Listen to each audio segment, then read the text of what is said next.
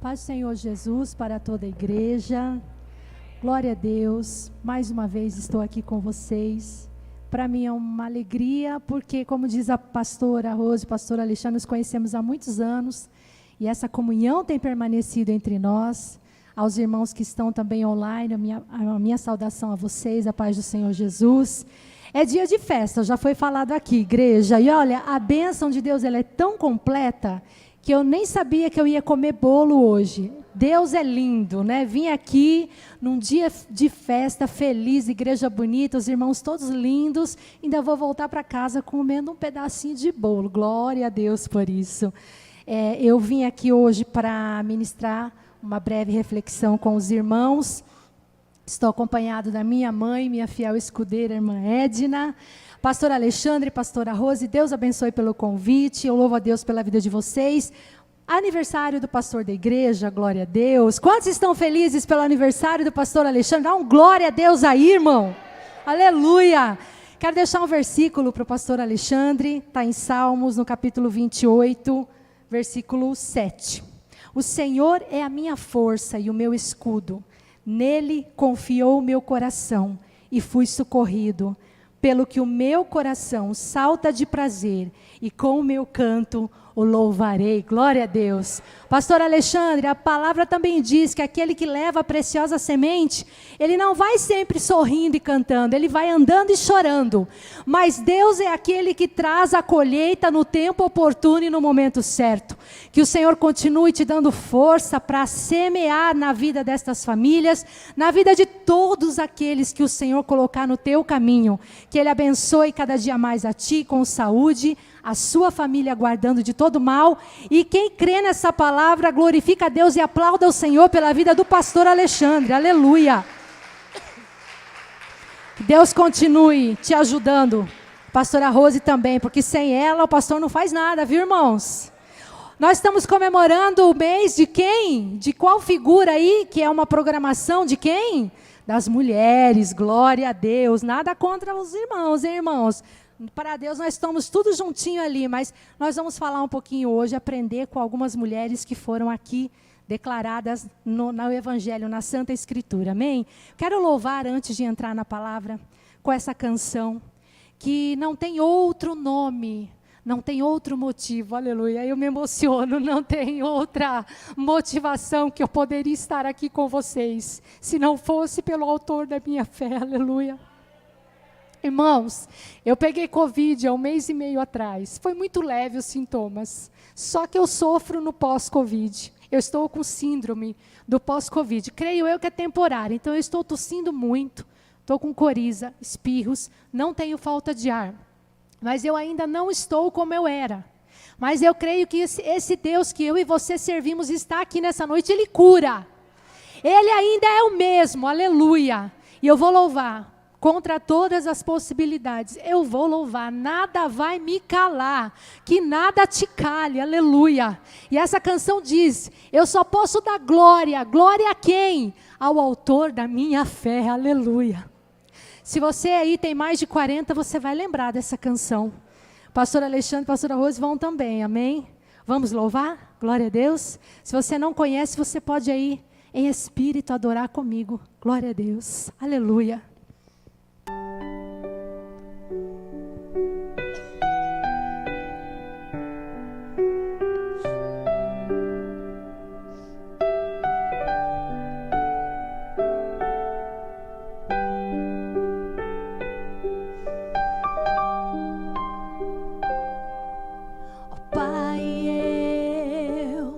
Queria tanto ver o meu Senhor descer, vindo me encontrar.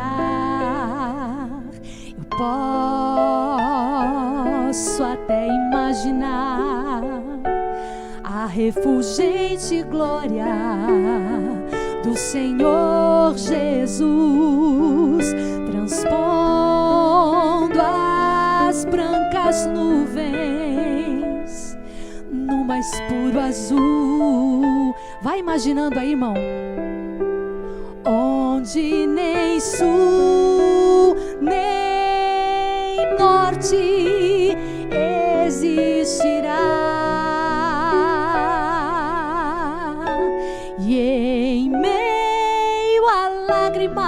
vidas, sorrisos de alegria e de prazer.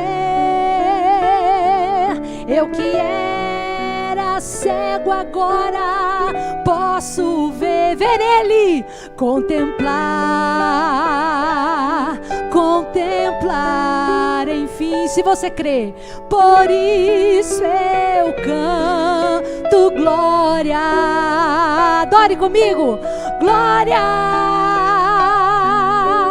glória ao autor, aleluia, da minha fé. Glória, glória ao autor da nossa fé. Ó Pai, eu queria tanto, tanto ouvir o som que vai abrir o encontro triunfal, rever amigos que um dia em Cristo foram feitos meus irmãos, e agora sim podemos dar as mãos, pois temos todos um, somente um. Quem é? Um só Senhor. Isso é real. E eis o consolo que envolve a minha vida, o meu Senhor Jesus, que foi morto sim naquela cruz, voltará, enfim, se você crê. Por isso eu canto glória. Cadê os adoradores aqui? Glória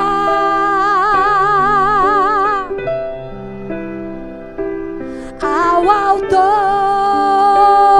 da minha fé, aleluia. Glória, glória ao autor de quê? Da nossa fé.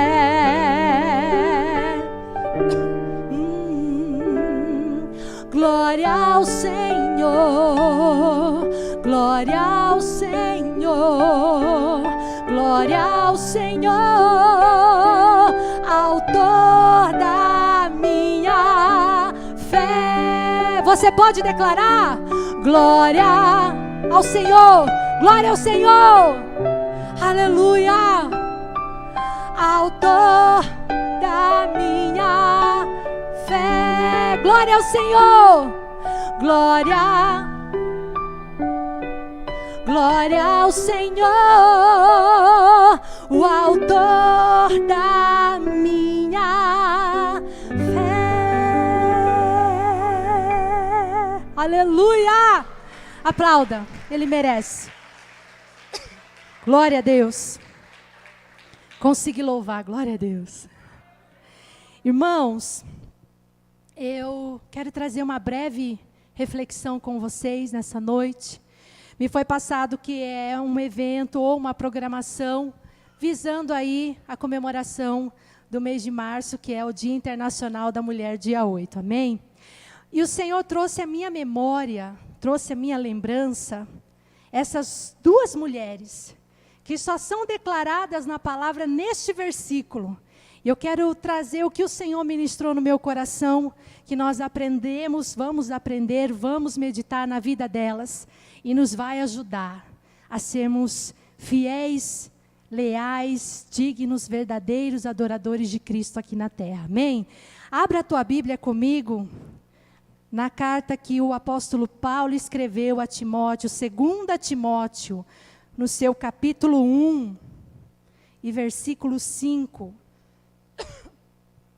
2 Timóteo, no seu capítulo 1, versículo 5, aleluia.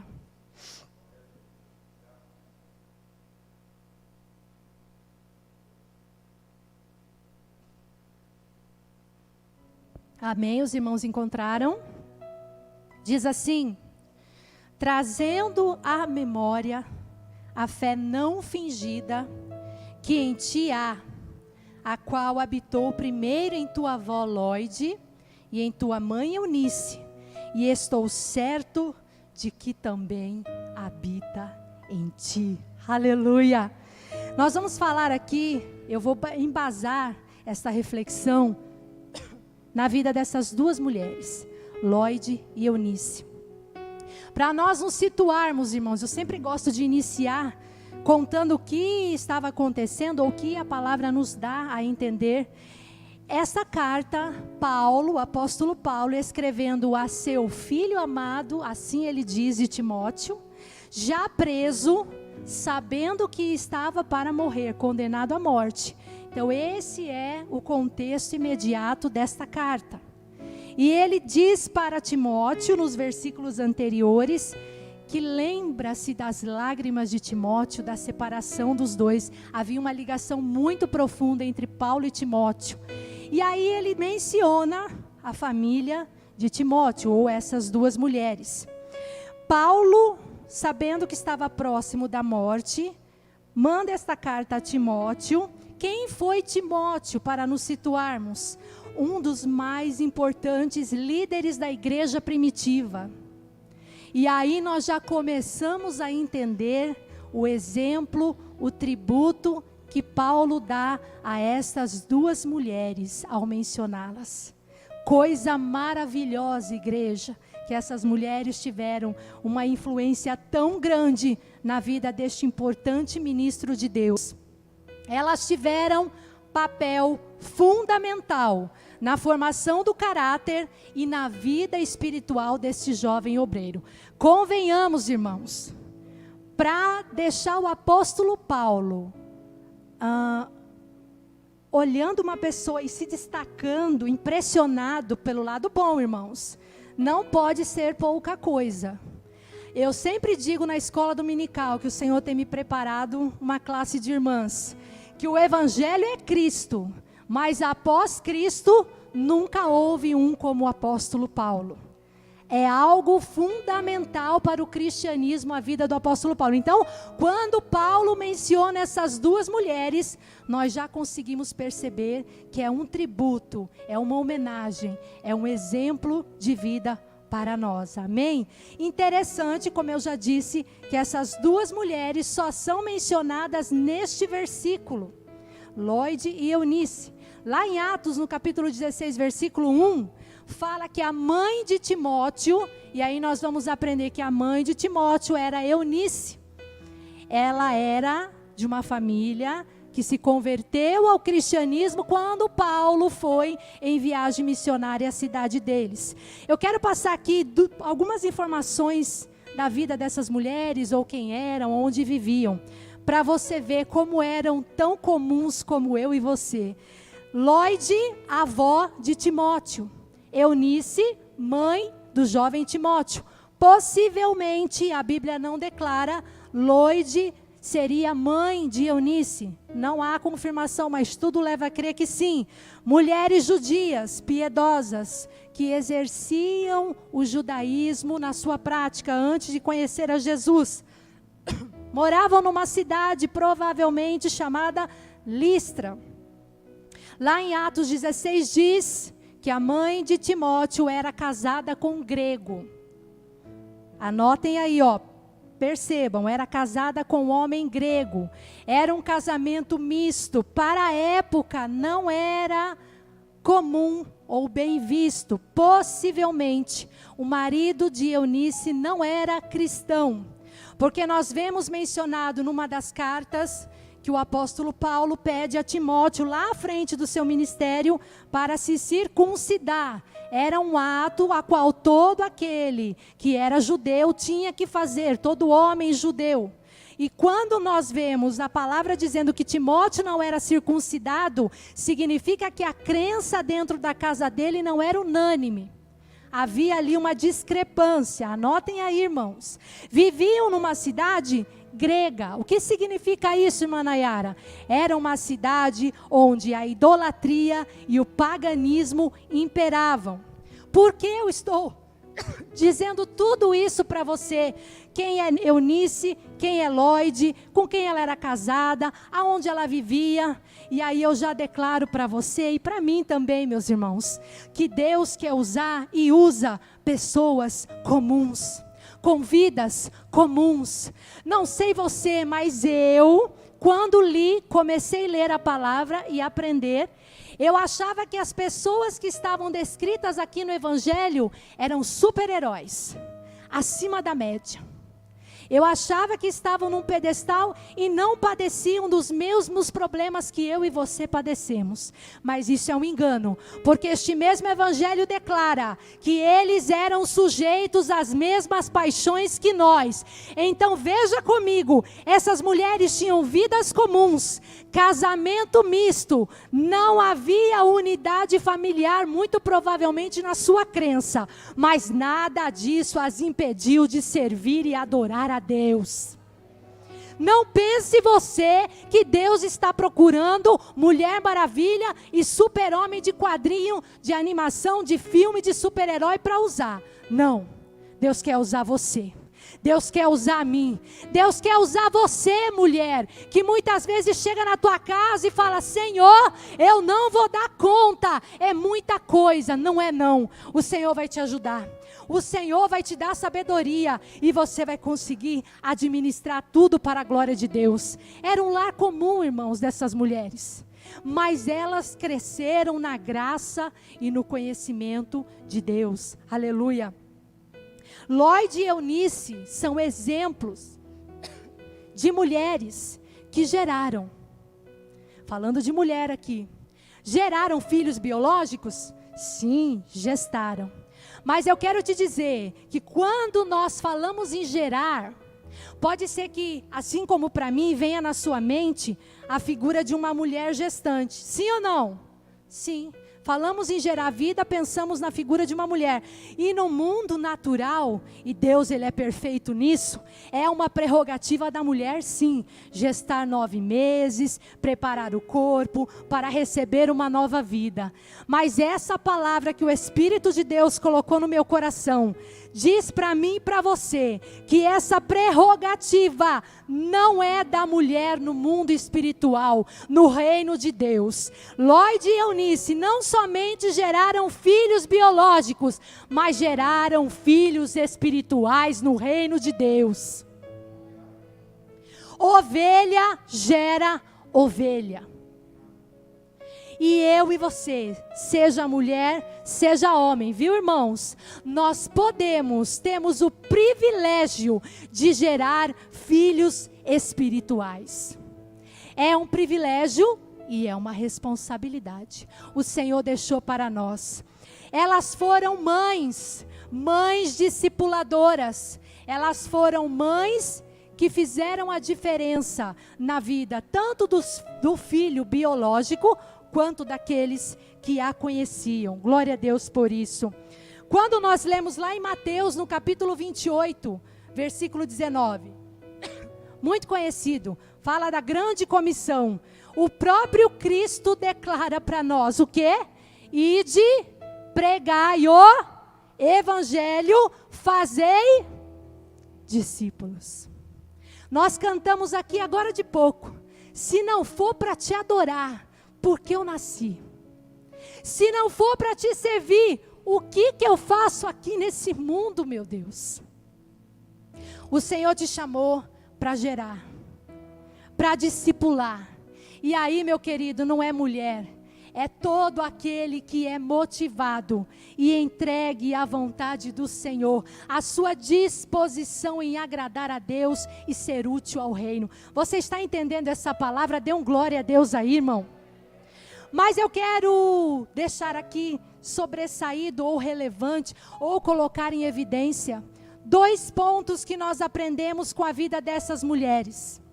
E aí, que o Senhor nos ajude. O próprio apóstolo Paulo, no versículo que nós lemos, diz que a fé não fingida, que ele viu primeiro em Lloyd e Eunice, e agora ele via em Timóteo. O que é fé fingida, igreja? É possível estar aqui e ter uma fé fingida, sim ou não? Sim. A Bíblia diz, sim, que há um tipo de fé em que ela não é completa, que não agrada a Deus. Essa palavra que diz que sem fé é impossível agradar a Deus. O que é uma fé fingida? É uma fé em que a pessoa, ela tem uma compreensão da crença, ou ela diz ter uma crença e permanece mal. Como assim, irmã Nayara? Ela diz que crê em Deus, mas ela continua na sua vida como sempre. Você e eu declararmos que cremos em Deus, irmãos, não é o suficiente. E aqui eu quero dizer, abrir um parêntese, nós vivemos dias terríveis. A palavra já nos alerta que no final dos tempos o amor de muitos, não fala todos, o amor de muitos esfriaria. Por quê?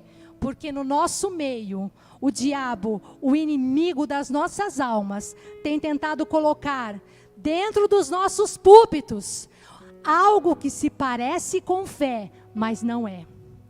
Quem aí já ouviu dizer, ou alguém dizer, que fé é otimismo? Ou que fé é pensamento positivo? Nunca se pregou tanta heresia no meio do povo cristão como nos dias de hoje, irmãos. Fé não é otimismo. Fé não é pensamento positivo. Esse começo de ano, eu fiz um concurso para um determinado cargo numa prefeitura aqui da região. E alguém disse para mim assim: olha, para você ser bem-sucedida, você começa a imaginar você assumindo esse cargo. Traz a tua memória, começa a ver como se você estivesse ali assumindo esse cargo. Inicialmente parece uma boa palavra, não é, irmãos? Mas isso é uma heresia. É pensamento positivo. É trazer para a realidade aquilo que não existe através do poder do pensamento. E a Bíblia diz que fé é isso, igreja? A Bíblia diz que fé é sentimento? A Bíblia diz que fé é arrepio? Quem já ouviu isso? Ai, meu Deus, hoje eu estou sentindo, hoje eu estou cheia de fé. Olha, eu estou até arrepiando. Qual fé que eu e você temos exercido? Será que com discernimento? Tudo nos leva a não acreditar que o Senhor continua o mesmo. Mas a palavra diz, lá em Hebreus capítulo 11, no versículo 1, a fé é a convicção. Aleluia! Fé não é sentimento. Fé não é pensamento positivo. Fé não é otimismo. Mas, irmã, por que é errado ser otimista? Não é errado não, irmão. Mas vamos entender aqui. O otimista, ele acredita que tudo vai dar certo sem um motivo, ao acaso. Olha, hoje o sol está bonito. Eu estou feliz, eu estou otimista. Mas quem foi que fez o sol brilhar e deu vida para ele? Você entende? Quando eu e você temos a fé genuína, a fé não fingida, aí sim, ela vai gerar uma atitude otimista nas nossas vidas. Por quê? Porque nós nos baseamos naquilo que é verdadeiro. A nossa fé tem que ser no Senhor e Salvador Jesus Cristo. Porque esta palavra diz que Ele não muda. Nunca mudará. O tempo muda, a economia muda, os costumes mudam, mas esta palavra fiel e verdadeira continuará hoje, ontem, hoje e eternamente, declarando que Deus é o mesmo ontem, hoje e eternamente. Aleluia! Lá em Hebreus 11, 1 diz, a fé é a certeza do que vamos receber, das coisas que esperamos e a prova de que existem coisas que não podemos ver. Quem nos dá essa certeza, igreja? É Jesus. Não se engane. A fé não é sentimento. E eu não falo aqui da fé como dom, aquela fé que vem de Deus, não. A fé, ela é um dom, mas esta fé que nós temos em Jesus, nós temos que exercê-la, ela cresce. E essas mulheres tinham essa fé. Você acha fácil a esposa que tem um casamento em que o marido não é cristão, vir à igreja sob luta, muitas vezes sobre discussão, o esposo não quer que ela venha, mas ela não abre mão da sua fé. Quantas vezes essa esposa precisa ficar em casa para dar testemunho a esse marido de que ela é serva piedosa de Jesus, não estando congregando aqui, mas declarando a sua fé lá dentro do seu lar. Essas mulheres tinham problemas como eu e você. Mas dentro delas, a Bíblia também diz que nós temos tesouro em vasos de barro. Aleluia! Essa fé está em você, irmão. Essa convicção de que pode passar o tempo que for, a promessa de Deus continua de pé. Essa fé que te alimenta nos dias em que você diz: eu não vou aguentar. Senhor, eu paro aqui, eu não vou suportar mais, porque os meus não se convertem. É essa fé que está dentro de você. Se é esta fé que há em você, você pode levantar a tua mão e adorar a Deus e agradecer. Há um tesouro escondido dentro de você. E ele vai crescer, ele vai gerar filhos. Sabe por quê? Porque é impossível quem tem a fé que agrada a Deus não impactar a vida daqueles que servem com ele, que vivem com ele, que conhecem ele. Aleluia! Interessante que a palavra não diz em nenhum momento sobre a aparência dessas mulheres, percebem? Não estou dizendo aqui, abra um parênteses, que não é importante. Por quê? Porque o teu interior será traduzido no teu exterior. Tudo que nós fazemos ou como nos apresentamos é uma mensagem, igreja. Então, se o teu interior está impregnado, transbordando de Deus e de fé, é impossível o seu exterior não declarar isso. Mas não venha com essa história de que tem que ter determinados conceitos, determinados padrões, determinadas atitudes para que o povo veja que você é cristão. Não. A Bíblia diz que nós somos sal da terra e luz do mundo. É impossível você esconder uma luz embaixo de uma mesa, embaixo de uma cadeira, porque ela brilha, ela brilha, ela brilha. E aí nós temos que estar em evidência pela motivação correta, com o nosso testemunho. Aleluia. E eu tenho a certeza que essas mulheres, independente se seguiam os costumes da época judeu ou não, pela nova religião que era o cristianismo, elas davam testemunho pela sua vida. Aleluia! Que o Senhor nos ajude, irmãos, porque quando nós temos essa fé genuína dentro de nós, ela exerce uma ação santificadora sobre as nossas vidas. Glória a Deus. O que é a fé genuína na prática? É o conhecimento que nós temos de Deus. E eu pergunto a você, como conhecer a Deus se nós não lemos a palavra? Como você e eu podemos conhecer a esse Jesus, que Ele mesmo diz: examinai as Escrituras, porque delas de mim testifica. Se nós temos tempo para tanta coisa, e no final do dia, nós não lemos um versículo da palavra de Deus. Que o Senhor e o Espírito Santo nos desperte, para que nós venhamos a ser mais e mais sedentos e famintos das coisas de Deus. A nossa convicção, igreja, tem que estar alicerçada em Cristo. Porque quando nós estamos alicerçados em Cristo, nós temos a certeza de quem é Deus, qual é o seu caráter. E aí nós temos a certeza de que o que Ele falou, Ele vai cumprir. Porque Ele é aquele que Ele diz ser. Aleluia! quero te dar uma dica, ou uma prova. Como saber então, irmã Nayara, se o que eu tenho aqui dentro é a fé genuína? Abram comigo a Bíblia, lá em Lucas capítulo 9, versículo 23. Eu creio que essa igreja é como os irmãos de Bereia, que está lá em Atos 17. Sabe como que eles faziam, igreja? Eles recebiam a palavra de bom grado, de coração aberto. Só que eles examinavam tudo o que a pessoa falava, viu? Não é pecado não, não é você estar duvidando não. É para ver se é isso mesmo que está aqui nas Escrituras. Eu creio que essa igreja é assim, glória a Deus. Lucas, capítulo 9, versículo 23. Essa é a prova de que você tem a fé genuína. Vamos ler? Se alguém quer vir após mim, negue-se a si mesmo, tome a sua cruz e siga-me. Traduzindo na prática, você tem a fé genuína, ela vai te custar caro. Não pense que será um caminho de flores. Vai te custar caro.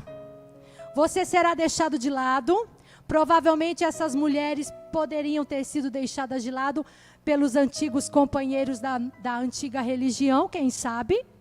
Muitas vezes entrando em atrito, entrando em atrito dentro do lar por causa da fé.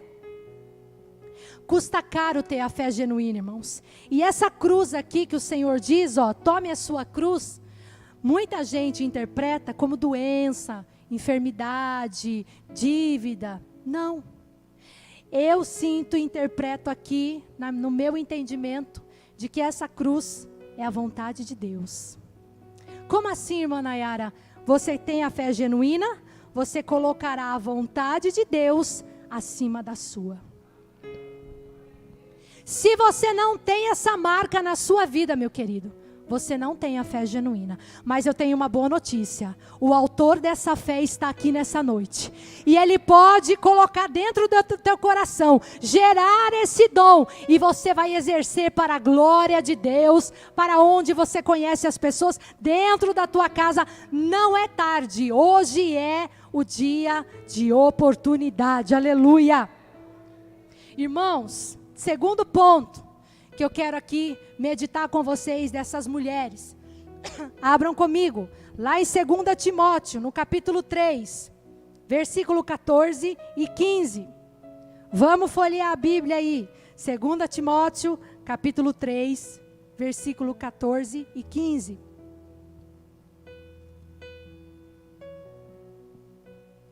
Quando nós temos a fé genuína, a fé que produz salvação, ela gera ação, testemunho de vida. Olha o que essas duas mulheres faziam dentro da sua casa. Versículo 14. Paulo falando a Timóteo: quanto a você, continue firme nas verdades que aprendeu e em que creu de todo o coração. Você sabe quem foram os seus mestres na fé cristã. E desde menino você conhece as Escrituras sagradas, as quais lhe podem dar a sabedoria que leva à salvação por meio da fé em Cristo Jesus. Paulo falando a Timóteo para ele permanecer fiel naquilo que ele aprendeu. Aprendeu onde, irmãos? Aprendeu com essas mulheres, Eunice e Lloyd. Desde criança, Timóteo foi instruído na Sagrada Escritura, inicialmente na antiga religião, na Torá, e após a conversão, começaram a ver uma nova realidade por meio de Jesus Cristo. O que nós podemos entender aqui, irmãos, que essas mulheres eram piedosas, eram fiéis. Na cultura judaica, para os irmãos entenderem, era um dever da família passar o conhecimento das Escrituras para os seus filhos. Tanto que eles sabiam de cor sabiam decorado, falado, memória. E eles tinham isso muito a sério. E ainda hoje acredito que a maioria dos ortodoxos ainda tem essa educação religiosa. E aí eu penso comigo, e eu quero transmitir para os irmãos, qual é a maior herança? Falando agora especificamente para mães e pais que aqui estão, qual é a maior herança que você pode passar para o seu filho? É uma herança de bens? É uma herança de deixar muitos imóveis, muitas ações? É isso, irmãos. Qual é o legado que os seus filhos terão de vocês como pais? Qual é o legado agora, falando para quem não é pai e mãe como eu? Qual é o legado que eu, como filha, como irmã, como alguém que trabalha, está na faculdade, o que é que eu vou deixar aqui testemunhado para quem me conhece? Timóteo não era exposto somente à leitura da palavra, irmãos. Mas o que fez a diferença, porque ele era um homem piedoso, é que ele via o exemplo em Lloyd e Eunice. Coisa triste é você ver alguém que fala assim, olha, faça o que eu falo, mas não faça o que eu faço. Quantos filhos revoltados, porque dentro da igreja o pai e a mãe é uma coisa, mas dentro da casa é totalmente diferente. Você olhar para mim e achar que eu sou uma bênção, irmãos, é gostoso, não vou negar. Aqui em cima do púlpito, né, pastora Rose, é fácil. Você fala em língua estranha, você sapateia, você canta, você levanta a mão, adora. Mas aonde está o meu testemunho genuíno?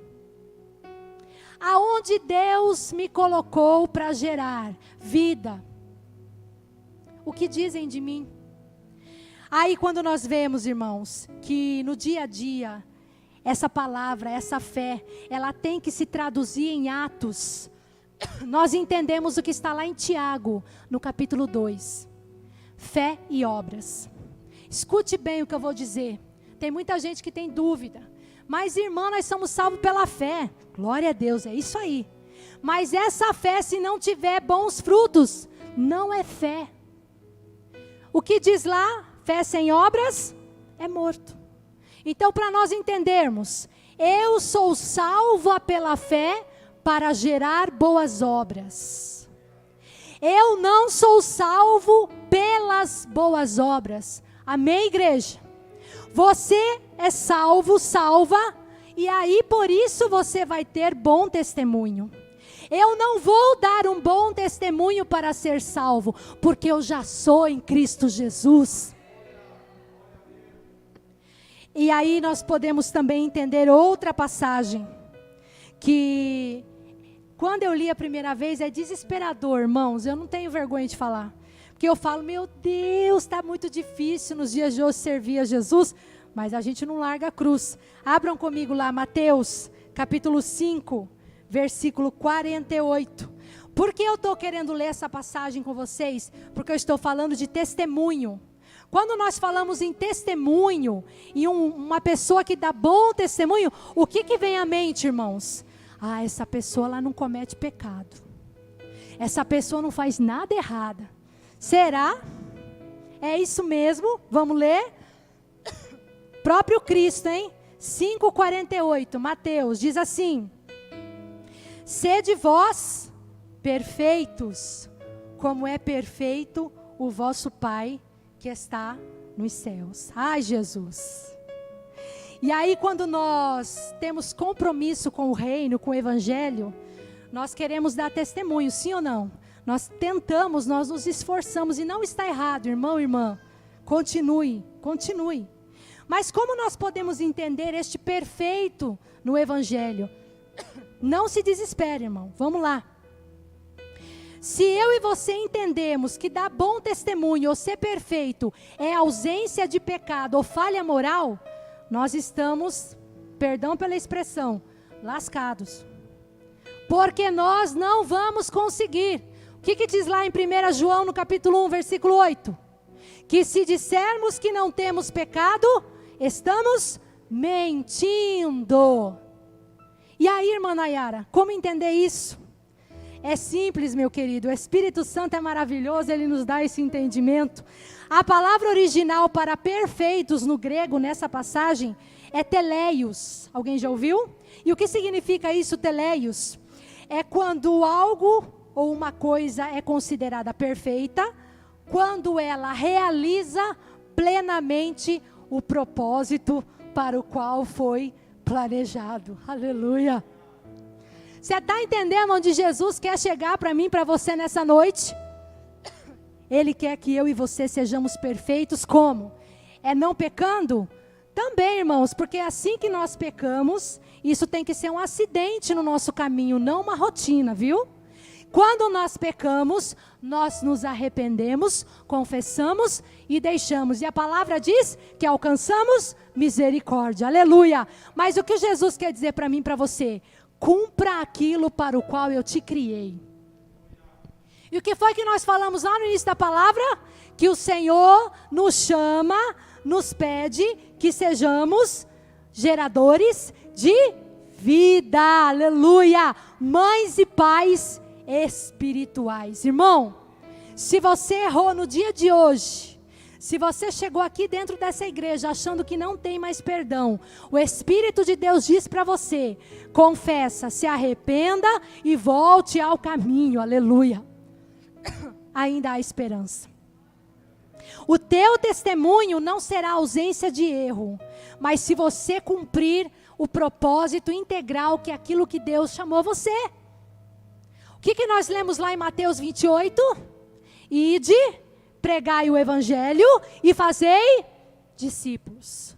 Você precisa ter esses requisitos: fé genuína, e essa fé se transformará em ação e você dará bons frutos. Para a sua glória, para dizer que você é mais santo que o outro? De maneira nenhuma, irmãos. Quando nós entendemos o nosso propósito no reino, nós entendemos que nós não somos nada. Hoje de manhã teve ceia lá na minha igreja.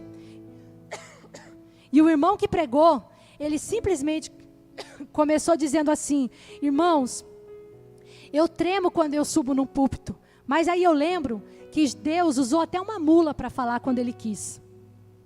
Ele pode usar a mim, Ele pode usar eu nessa noite, Ele pode usar você nessa noite. Não é pelo nosso propósito, pela nossa capacitação, melhor dizendo, nós nunca seremos capazes. Nós nunca teremos nada de bom em nós para que o Senhor olhe e diga: eu quero usar ela. Não, é a disposição de agradar a Deus que agrada a Ele. Você tem a fé genuína? Você não conseguirá ficar apenas sentado nessa cadeira, neste banco, vindo de domingo a domingo, só receber. Não, eu quero ser útil na obra de Deus. Eu quero dar fruto porque eu tenho a fé que salva. Aleluia! É muito bom, pastores sabem disso, eu imagino. É muito bom no final de um sermão fazer o apelo e alguém vir aqui entregar sua vida a Jesus, não é? É uma emoção. Mas gerar vidas não é só pregar o evangelho, viu? Pregar o evangelho, irmãos, é necessário. Mas o Senhor traz essa reflexão para mim e para você nessa noite, para dizer que Ele quer que nós discipulemos. Sabe o que é discipular? É você sentir as dores de parto, igual uma mulher que está para ter um neném. O apóstolo Paulo é o maior exemplo, assim como Timóteo, esse que nós falamos aqui nessa mensagem. Lá em Gálatas, vamos terminar essa reflexão lendo isso? Gálatas, capítulo 4, versículo 19. Olha o que o apóstolo Paulo diz da sua caminhada com esse povo que morava em Gálatas. Gálatas, capítulo 4, versículo 19. Diz assim: amém? Meus queridos filhos, eu estou sofrendo por vocês, como uma mulher que tem dores de parto, e continuarei sofrendo até que Cristo esteja vivendo em vocês. Pode ser que não seja a palavra que você queria ouvir nessa noite. Pode ser que você precisasse ouvir vitória, bênção. Deus sabe de todas as coisas, irmãos. Mas a maior vitória já nos está garantida quando Ele voltar. Esses dias eu fui fazer uma simulação de um financiamento de casa, irmãos. Eu tenho 40 anos. E eu fui ver se era possível. Olha aí, ó, o sonho humano. Não é pecado não está errado, viu, irmãos? Mas veja só. Cheguei lá, a funcionária deu um balde de água fria em cima de mim. Ela só falou assim: Nayara, pela sua idade, pela sua renda baixa, o seguro do financiamento de uma casa aqui no Brasil triplica. Porque quanto mais velha a pessoa for para iniciar um financiamento, mais chanceada esse financiamento não ser pago até o final. Então, resumo. O valor que hoje eu alcanço, não dá para comprar nem um terreno aqui em Cerquilho, irmãos. Saí de lá desorientada, chorando. Jesus, eu não vou ter uma casa. Vendi meu carro, irmãos. Olha o preço da gasolina, não consegui manter. Enfim, todas essas comodidades que nós temos, o Senhor nos dá, glória a Deus. E isso, por que eu estou contando isso? Porque eu queria muito que nos dias que passaram, subsequentes, Deus usasse alguém para falar para mim: eu vou te dar uma casa. Você é minha serva, eu vou te dar uma casa, você merece. E aí eu comecei, desculpa a palavra, irmãos, a maldita mania do diabo de incutir. Mas fulano tem. Alguém lá da igreja tem 2 casas, por que você não pode ter uma? Sabe, ficar se comparando. Isso não é de Deus, irmãos, pare com isso. Deus quer usar você da maneira que você é. Do jeito que você é, das coisas que você tem. Deus usa o irmãozinho lá daquele jeito, glória a Deus, mas ele é ele, você é você, eu sou eu. Resumo. O Espírito Santo, um dia, num devocional, me fez entender: para que abalar a tua fé? Com coisas que vão passar, com coisas que vão perecer. Se eu já tenho preparado uma casa de ouro em ruas de cristal, por que te abates por coisas que vão passar? Se você tem o maior tesouro dentro de você, a minha presença, aleluia. Por que eu digo isso? Porque eu e você somos mal acostumados a entrar dentro da igreja e querer ouvir bênção. Mas o Senhor está dizendo para mim e para você nessa noite: eu quero que você gere. Eu vou te abençoar, Ele já abençoa, mas eu quero que você gere vida através da fé que há em você. Paulo não passava nas igrejas e largava lá: ó, eu já fiz a minha parte, agora o pessoal que se vire aí. Olha o que ele diz aqui: eu sofro com vocês até Cristo viver em vocês. Isso é compromisso, é abnegação para com as coisas de Deus. Eu e você temos? Ou é mais fácil sair daqui, terminou o culto, a vida que segue, vou entrar na minha rotina? Irmãos, o Espírito Santo chama a mim e a você nessa noite. Eu quero que você gere. Gere. E gerar envolve dores, e gerar envolve choro, e gerar envolve esforço, e gerar envolve negar a sua vontade e fazer a de Deus. Pastor Alexandre é prova disso. Não há alguém que sofra mais na igreja de Pastora Rose do que o pastor. Noites em claro, orando por você, você nem imagina, mas ele está de joelho dobrado na madrugada. Você e eu no bom sono, e ele orando e intercedendo por você e sua família. Eu quero convidar você a se colocar em pé, nós vamos orar. Que nós tenhamos esse amor pelas almas. Irmãos, eu não quero e não vou ser hipócrita de dizer que eu já estou nesse nível, mas essa palavra bate aqui primeiro. É fácil pegar o microfone e dizer eu sou de Deus, mas quem me conhece lá fora vai poder dar meu testemunho, ou de você. Eu vi uma frase, eu quero deixar essa frase para você, para mim também, claro. Se a sua vida não tem testemunho, o seu testemunho não tem vida. Amém? Se a sua vida não tem testemunho, o seu testemunho não tem vida. Mas eu creio que o Espírito de Deus vai despertar vidas aqui a partir, não porque a Nayara falou, não porque foi culto festivo, porque é a palavra que o Senhor entregou ao meu coração e bateu aqui em moradas, em terreno, terra fértil. E eu creio que a partir de hoje, você não vai pensar só que é um cristão, não. Eu sou alguém que tem um tesouro dentro deste vaso de barro.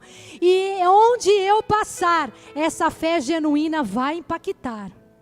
E ainda que você não veja com os teus olhos, o Senhor está agindo. Irmãos, eu não tenho a família toda cristã. E às vezes eu tenho até o conformismo de achar que vai continuar assim. Mas eu creio que Deus é aquele que resolve e muda todas as situações. Eu creio que mesmo em silêncio nós pregamos esse evangelho do reino. Se você é como eu, que não tem a família toda cristã, não desanime não. Ainda que eles não venham a servir a Deus, pode ser, viu? Não vou dizer que todos serão salvos, mas decida você ser o fiel da sua casa. Decida você ser a primeira geração que vai honrar a Deus. E Ele vai te honrar, amém? Vamos orar?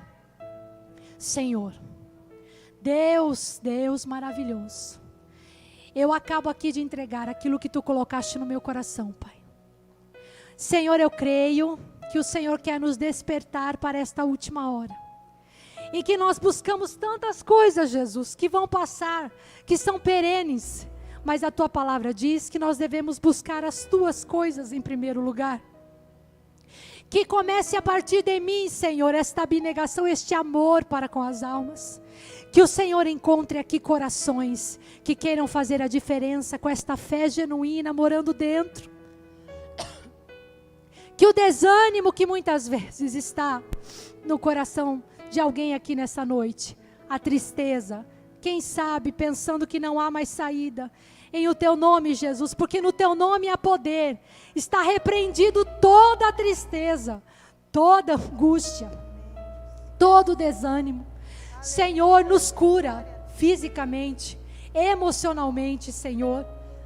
Nos cura, para que possamos ser verdadeiros e fiéis testemunhas do Teu reino. A todas as famílias aqui representadas, eu peço a Tua bênção, Pai. Amém. Que o Teu Espírito Santo esteja lá dentro dos lares, agindo aonde precisa. Que ao sair daqui, nós tenhamos a certeza que fomos criados, chamados para um propósito. E nós nos colocamos diante de Ti para realizar esse propósito plenamente. Abençoa o pastor Alexandre, a pastora Rose, a toda a sua família, a todos os irmãos aqui do grupo de louvor, a todos os irmãos aqui da igreja. Eu peço a Tua bênção, Jesus. Obrigada por tudo, nós Te amamos e Te adoramos. Amém. E Te agradecemos em o Teu nome. Amém. Quantos podem aplaudir e adorar o nome do Senhor? Vamos gerar, irmãos. Vamos gerar para o reino. Não desanime. Deus é contigo, amém?